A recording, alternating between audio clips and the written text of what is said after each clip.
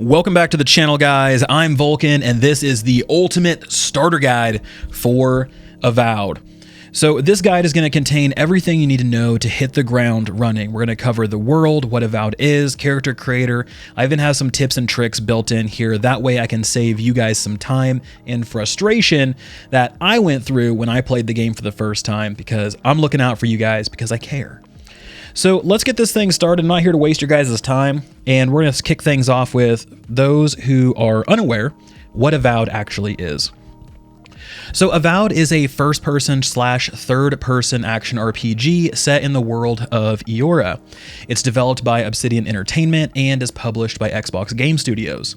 The game takes place in the Living Lands, which is a frontier region of Eora. Now, players will take on the role of an envoy from the Adir Empire, investigating a mysterious plague called the Dream Scourge. So, if this sounds any way familiar to you, it might be because you've played Pillars of Eternity. Pillars of Eternity is also developed by Obsidian Entertainment. It also takes place in Eora, and a lot of what you're going to see in this game is pretty much in the same universe, so you're going to see a lot of familiarity if you've played through that series. So let's talk about the character creator, because this is going to be the first thing you're going to do in the game. So right from the get, you're going to make your own character. Now, there isn't a ton of options here, I'll be honest with you guys. You have elf or human, and that isn't even like a dictation of anything. It's literally just, do you want pointy ears or not pointy ears? So once you choose your character or your body type, and then you go through and you build your character, hair, all of that fun stuff, you're going to reach a point where you need to choose the background for your character. Now, the background looks very kind of like, not a big deal. It actually is a big deal. So your background is going to provide unique dialogue options and also determine your starting weapon. It'll also determine your starting attributes. So as you go through the game and you're interacting with NPCs, if you have a certain background that matches whatever the topic of conversation is, you'll get extra dialogue options. For instance, as an arcane scholar, if you're talking about magic with an NPC, then you get an extra dialogue option that will give you a little more insight or intelligence to the conversation in terms of magic. Same thing goes for Vanguard Scout, or War Hero, or Noble Scion.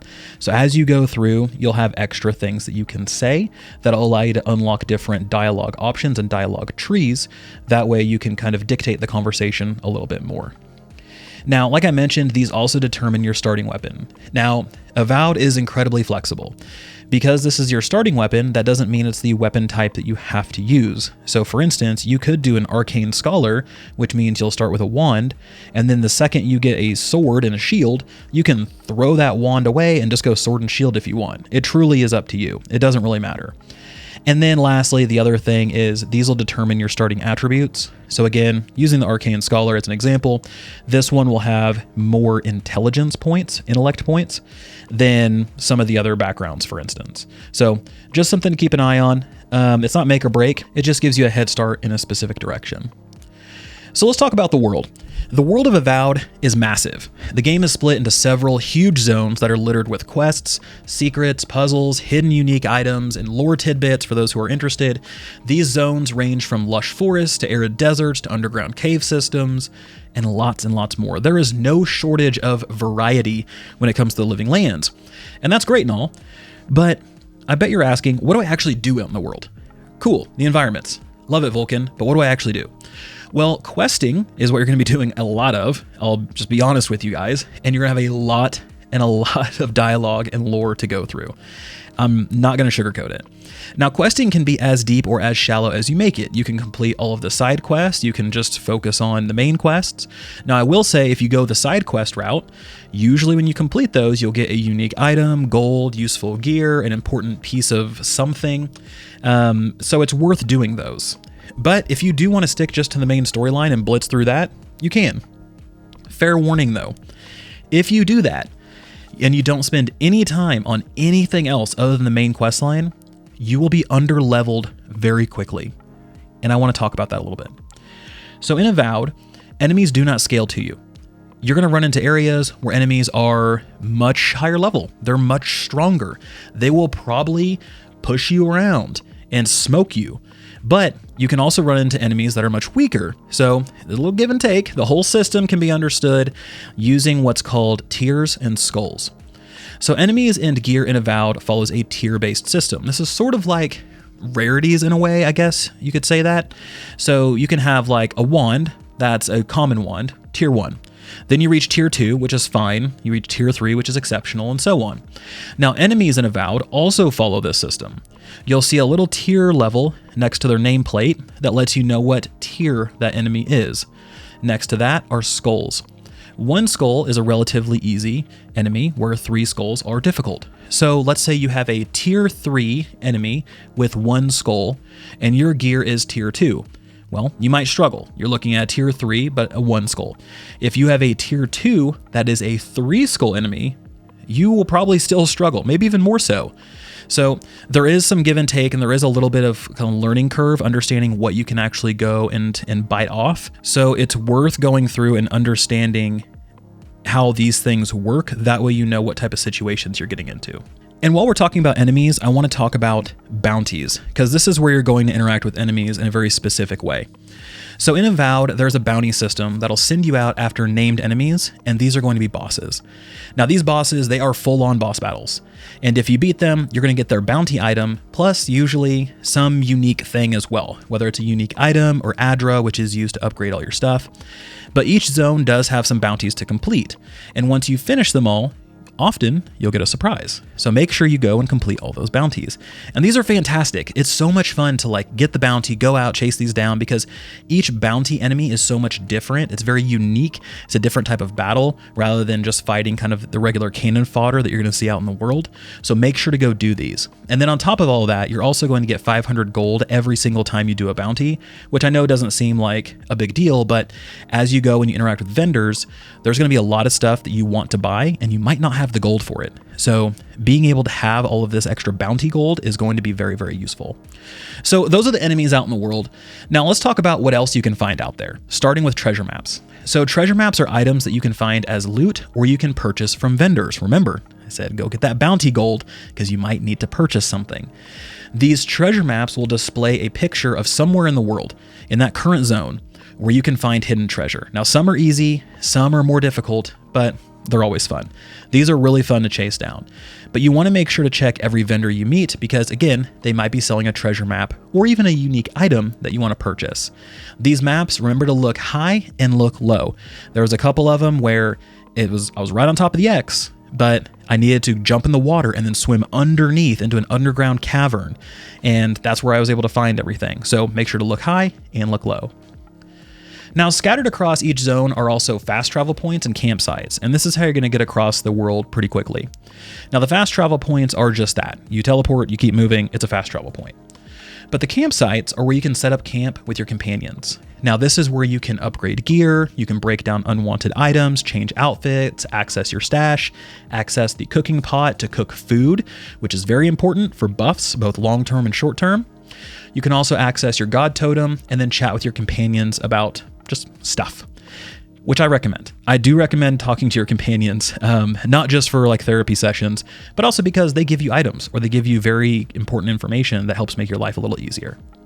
So let's break down each one of these things from the campsite, starting with weapons and upgrades. So in Avowed, you have 2 progression systems. You have skill trees and you have gear upgrades. So skill trees are as they sound. When you level up, you get a skill point, and you can spin that across the following trees: Fighter, Ranger, and Wizard. Each one does about what you think it is. Fighter is melee, Ranger is like archery, Wizard is magic. So find the ones you want, spin the points you want, and yes, you can combine these. So you can spend points in Wizard, Ranger, Fighter, combine them. Like for instance, on my character, I have extra points in Fighter because in Fighter, you have some maximum health points and also some self-recovery type of things. So I have points into those Fighter nodes. And then on Wizard is where I have all my damage. So that's where I'm unlocking specific spells or masteries. So feel free to mix and match. Honestly, it's probably best you mix and match, but don't feel like you're locked into one specific thing if you spend a point there. Now, when you level up, you also get an attribute point. You can spend these points on upgrading your character's attributes, which are things like might, which increases your damage, things like intellect, which increases your essence, which is mana in this game, so you can cast spells. You also have dexterity for movement speed.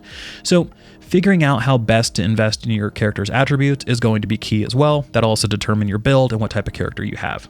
But all of that is one half of the progression system. The one we're talking about right now is gear and upgrades.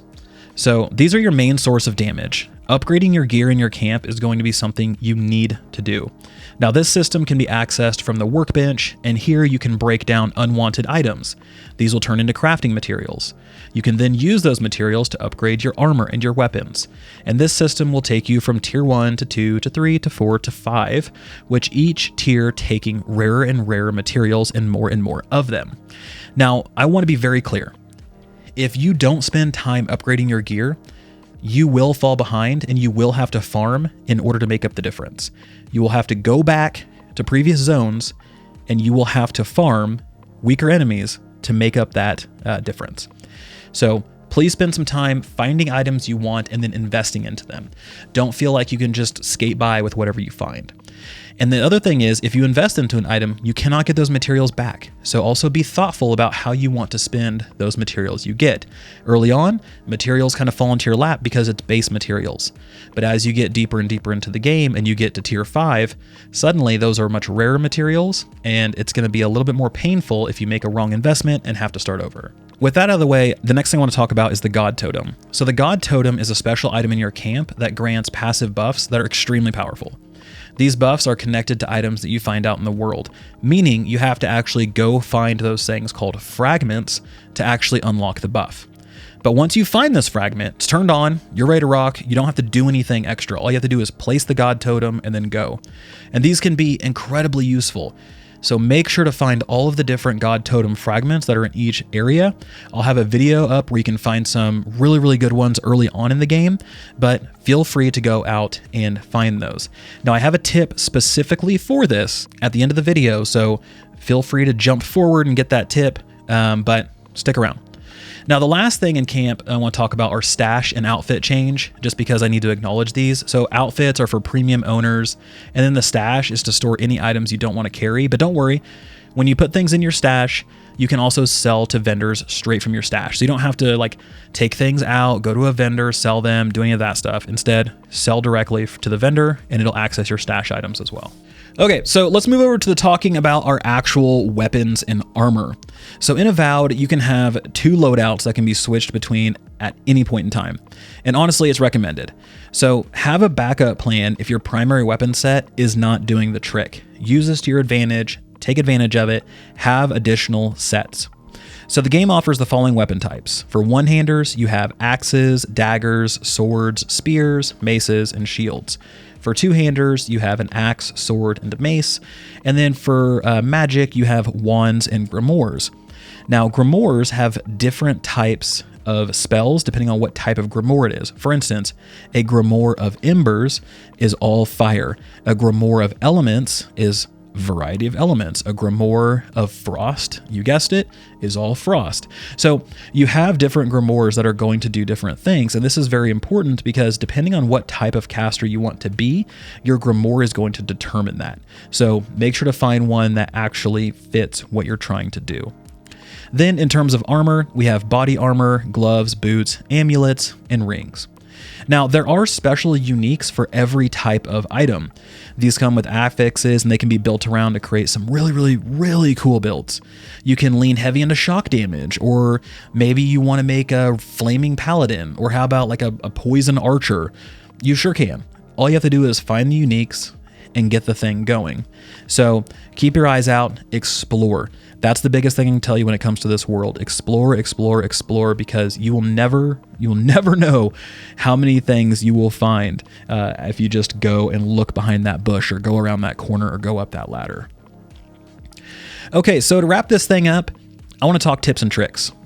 So, 1, you can break down anything from your inventory. Don't feel like you have to wait until you get to camp. Just access your inventory, open the thing up, hover over whatever you want to break down, and break it down. 2, when you're out of combat, eat food. Guys, I promise you, eat food. This will help keep pressure off of your potion supply. That way you're not constantly chugging health and essence potions because you forgot to eat something. And this also helps save money and time. So make sure to cook food at camp, take that with you, and then eat it whenever you're out of combat and you need to restore some of your resources. Number 3, keep your gear current to your quest progress. Please do not fall behind. It makes the game so much more difficult and so much more unenjoyable. Just stay on top of that. This is a huge one that I want to reiterate. Number 4, use ice spells or the throwable Eye of Rearmand on water to create frozen patches that you can jump on them. There are puzzles that revolve around this, so just be aware of it early on. Number 5, purchase lockpicks from every vendor. Anytime you see lockpicks, buy them. Literally clear them out every single time. They're not very expensive, and you're going to need tons and tons of lockpicks. Number 6, back to the God Totem thing. So there is a setting that you can turn on called Track God Totem Fragments. This will put the God Totems on your compass if you're near one. This is incredibly important if you want to make life a little bit easier for you. If not, leave it off, stumble upon it if you want to. I found 5 or 6 so far, and I did not use this, and then somebody told me about it. I turned it on. It helped me find 1 to this point, but I know it is something that will make life a little bit easier for you guys. So everybody, that wraps this one up. This is the ultimate starter guide for Avowed. This is everything that I wish I had known, kind of hitting the ground early on. And I'm hoping this gives you guys a common kind of floor of knowledge. That way you can jump into the game and understand what each system is. That way you can make the appropriate decisions and right outcomes right from the get-go. Let me know what you think so far in the comments section below. Thank you guys so much for watching. This has been Vulkan, and I'll talk to you next time.